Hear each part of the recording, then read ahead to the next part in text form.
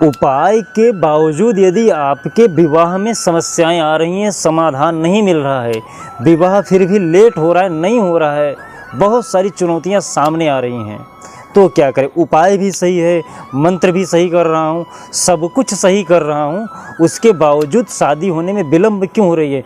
ज़्यादातर लोगों की प्रॉब्लम यही है कि मैं उपाय तो कर रहा हूँ, सारे उपाय कर रहा हूँ, बहुत सारे लोग बता रहे हैं, जो जहाँ से जो बोल रहे हैं वैसा वैसा कर रहा हूँ, लेकिन उसका समाधान नहीं निकल रहा है। कारण क्या, यदि आप माला जप रहे हो, किसी भी शुक्र को आप प्रसन्न कर रहे हो, लड़के हो तो लड़की हैं तो गुरु को प्रसन्न कर रहे हैं, लेकिन दोनों को प्रसन्न करने में 41 दिन तक माला कर रहा हूँ, 2 महीने कर दे रहा हूँ, लेकिन फिर भी उसका रिजल्ट नहीं आ रहा है, क्या कारण है। जय श्री महाकाल, मैं राहुल तिवारी आप सभी का अपने चैनल में हृदय से स्वागत करता हूँ।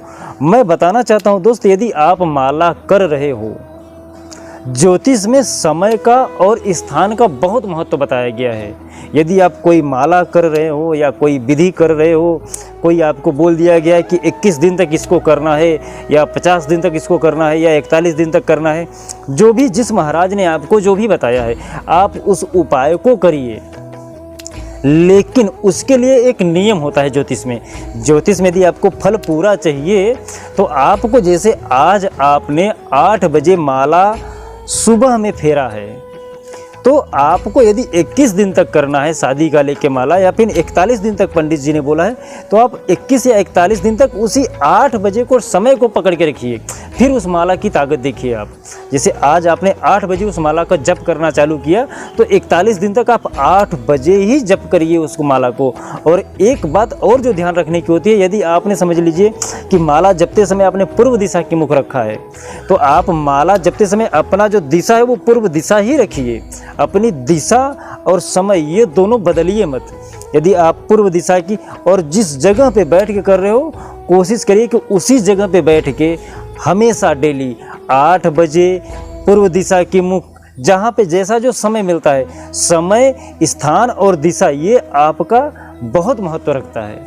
यदि पूर्व दिशा की मुख करके आप बैठ रहे हो, तो पूर्व दिशा के मुख करके ही आप माला फेरिए, पूजा करिए, समय से करिए। 8 बजे कर रहे हो तो डेली 8 बजे करिए, 12 बजे कर रहे हो तो डेली 12 बजे ही करिए। समय पे विशेष ध्यान दीजिए, दिशा पर विशेष ध्यान दीजिए, और स्थान पे आपको बहुत ध्यान देना पड़ेगा।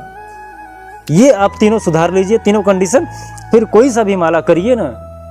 ऐसा नहीं कि सिर्फ शादी विवाह, जिस भी परिस्थिति से आप जूझ रहे हो, समय, स्थान और आपका जो जगह है, बस ये 3 चीज़ ध्यान रखिए। समय का, स्थान का और दिशा का, ये तीनों का आप ध्यान रखिए, सब काम आपका हो जाएगा।